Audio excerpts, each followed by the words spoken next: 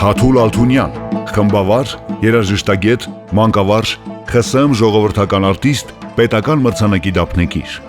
Հայոց մեծ եղեռնի ժամանակ Ադանայից Երևան գաղթած Թաթուլը 1921 թվականին ընդունվում է Ռոմանոս Մելիքյանի հիմնած երաժշտական ստուդիան, որը շուտով դառնում է Երևանի կոնսերվատորիա։ Ստանալով հոբոյահարի մասնագիտացում, աշխատում է Ալեքսանդր Սպենդիարյանի ղեկավարած սիմֆոնիկ նվագախմբում, ապա ուսումը շարունակում Լենինգրադի կոնսերվատորիայում։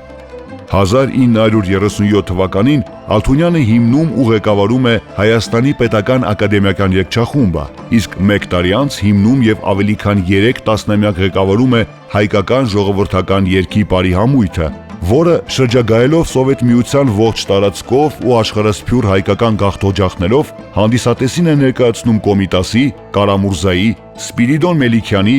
ժողովրդական երգերի ու բազմաթիվ խմբերգային ստեղծագործությունների ինքնատիպ կատարումներ։